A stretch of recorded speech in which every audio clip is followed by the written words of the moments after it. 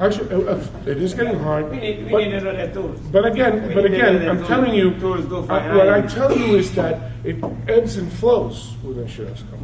Well, I think what the chiropractic needs is find an MD to see the patient first and initiate a treatment plan. You weren't here at the beginning. Chiropractic needs to come to the Chiropractic Association to help us. I believe it's a MD set up the initiate treatment. A chiropractic cannot override an MD because where they send them for IME is an MD. No, that's fine. Well, hold. If you're doing chiropractic treatment and they send him to an IME, an MD IME, they cannot cut off the benefits. Chiropractic. The statute says it has to be the same practicing chapter. If they deny the benefits and we send to the orthopedics and the orthopedics say they need more therapies, they have to pay again? No. What I'm saying is, you're a chiropractor. Yeah, but... And you're giving the treatment, and they send them to a MD IME. And the IME and the MD says, no more treatment is reasonable, related, and necessary. They cannot cut you off. Yeah, but if we send to the orthopedic... No, they don't have to pay, because that's another opinion. It's an opinion you said they need it, the orthopedic says they need it. They don't have to pay. You've made a good case, you've established good grounds, but they don't have to, because they've already said, cut them off. I've got a doctor that says no more treatment. Okay, you might have 3, but I got mine. I'm going with him. Sue me. That's what they're going to say. But again, if an MD cuts it off, no, has to be a chiropractor if you're giving chiropractic treatment. Can a patient refuse to go to an office that they're sending a patient? Say if he's in another office round, can he be sent to, not to that office? A patient can't refuse to go. Now, I know exactly. Because what's the issue? I have a doctor close to my office.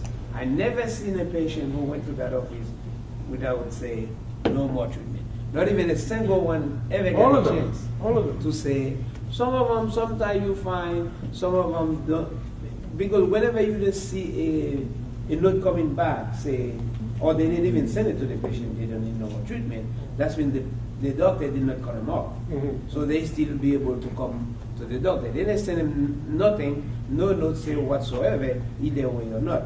But we know that when you didn't see no letter, they didn't send no letter to the patient. That means they didn't cut it off. Listen, we have a doctor in Miami, Will Heiser, who cuts off everybody. And not only that, does a peer review and says that only $600 was reasonable treatment. So it's below the deductible. Every single one. Remember the boxes? We had all his peer reviews and IMEs in folders and in boxes and in ring binders. And we went to trial with him and we would bring our boxes. And so we said, Doc, would you come down and in that, please find us one that you said that he needed more treatment. Oh, well, I don't know that you have all of them there. I don't know that. Like you laughed, the jury laughed too. You know? But that happens. This is part of it. And the restrictions, there used to be a mileage thing. It's no longer the statute. That's what we're getting at. I know Right. one case where it was like an hour away. Oh, well, that is abusive, and that I would complain. But the complaint is a letter saying, I am not traveling an hour for IME. There are chiropractors and orthopedic doctors around my area that could do this IME. Okay, it's no longer, it used to be 10 miles and stuff, it's no longer in the statute. But if you're going to make me drive an hour, 60 miles away, no. And especially not in Orange County. Now, if I live in Podunk, Michigan, where the doctor is 100 miles away, you understand, there's only one doctor 100 miles away, then obviously that's the only one that can be done. Okay, and you're going to have to go to that one. But in Orange County, where there's doctors all over the place on every corner, come on, you have to go there. No, but not just going is not right. When it's not right, he says, I'm not going to that. I cannot make that one because the drive is too long. Please get me one that's close to me. All of a sudden, if I go in front of a judge and say, look at the letter, they sent him an hour away, and he's asking, no, it's inconvenient. He can't miss work for that long. He can't do that, whatever reason. Doesn't matter. But at the very least, you confronted it. All right? Because the rule is unreasonable refusal to attend. Okay? That is not an unreasonable refusal. In fact, it's not a refusal. It's a saying, I will go to your army, but it's unreasonable that you sent me over there, so please get me closer. I'm not refusing. That's the standard. Unreasonable refusal to attend. So you need a refusal, and you need it to be unreasonable. That doctor that you sent me to stabbed my wife 3 years ago. I refused to go. Well, we got the refusal, but that wasn't unreasonable. Okay? Or, I can't go to that doctor because he's too far away, and I don't have the means and the transportation, or I can't miss work for that long. No refusal.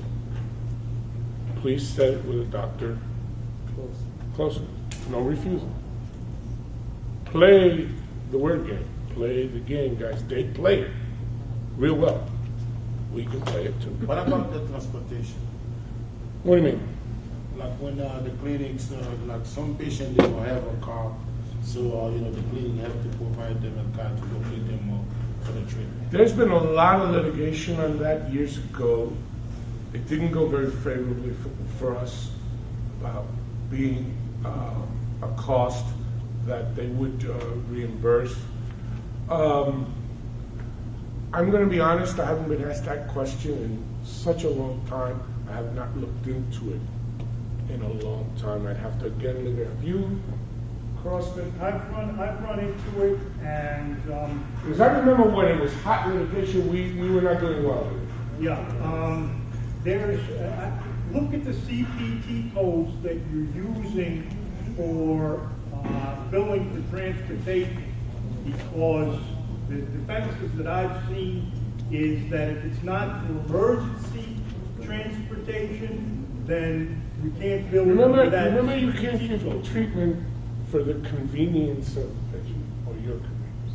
Remember that. There's something in the statute that talks about the convenience of the patient and your convenience. But this is not to be done like that. So we on plaintiff's side, our side, when it was really hot and bothered, and that was a few years ago, a long time ago, we were not doing very well with that. Now, that and the mobile x-ray, transportation of the mobile x-ray, that's done too. That's for sure done. Now, I don't know if there's any case law lately, but we'll look. We'll find out if there's anything that's come out recent. But I remember when this was litigated very tough, hard, we were not doing well with transportation. But I will get you a better answer. All right, I will. But I haven't been asked that question in, so long. Very long time. I didn't even know if you guys still did it. I know there's some in Miami that are doing it. They had a van and they pick up the patients and stuff like that. It's basically all those old people clinics, they do that all the time. But then again, they pick up the old people, and the old people spend the whole day there because they have an auditorium and they have all kinds of dances and dinners and lunches and all that stuff. Yeah. So, but I will ask, I will find out. I will research it for you. I will. Would you put that down there, Larry? I swear I would do this. Because sometimes when I say I'm going to do it, I don't really do it. Not ready to do it. Sorry. But I would do it. Anything else? Well, I started with good news. PIP statute is alive and well. We prevailed on a very important thing. Again, the fat lady ain't singing yet. It's not quite over. In fact, I found out that they've got this PIP statute and they're going to proponents of other bills and say, can we attach this one to you? Can we attach it to you? but they're not getting much traction so far, as far as we know, and I'll let you guys know. But it was a great win. It was really, really, really hard fought. Okay, really hard fought. You have no idea. Joe told me the other day, I saw your email at 5:40 in the morning, man. I was up doing what I got to do. Really hard fought. It's been tough. One of the good things is, speculation is, we have redistricting in the state of Florida. So all those people have to come up for re-election. Let's get some Democrats in there, guys. Please. At least even it out. Guys, I know a lot of you Republicans. The Republicans are killing us.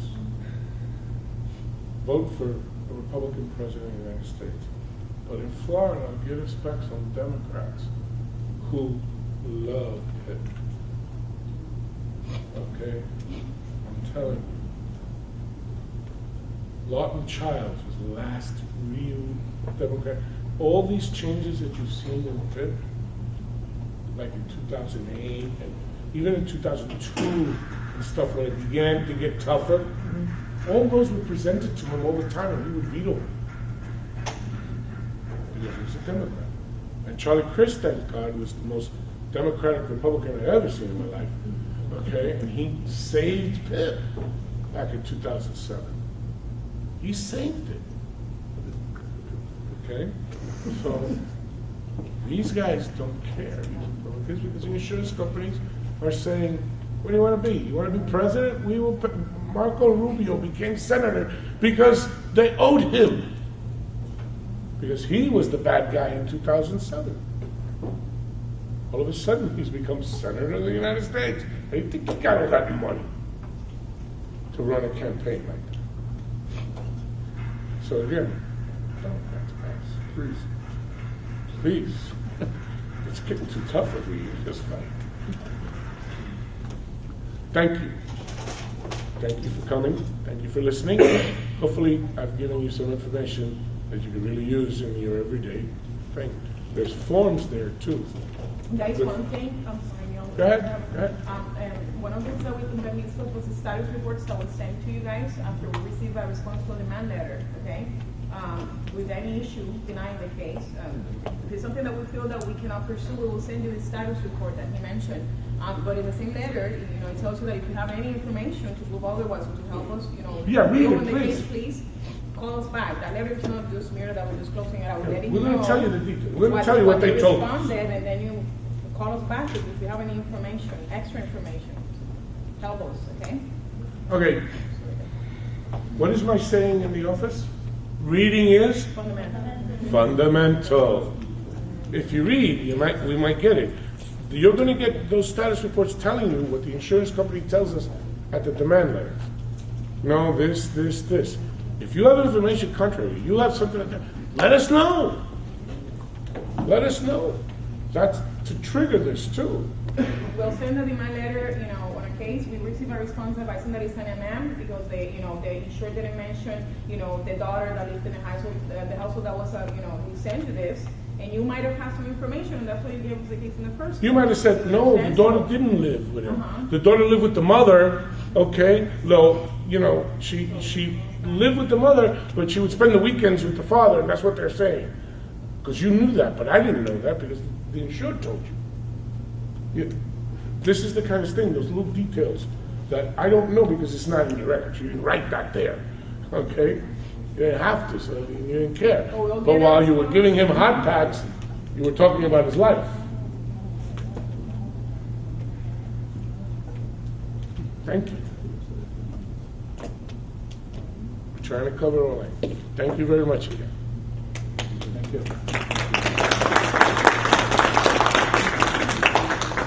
On time. Only 5 minutes in the memory. Battery? No, in the memory. Yeah, timed it well, didn't you?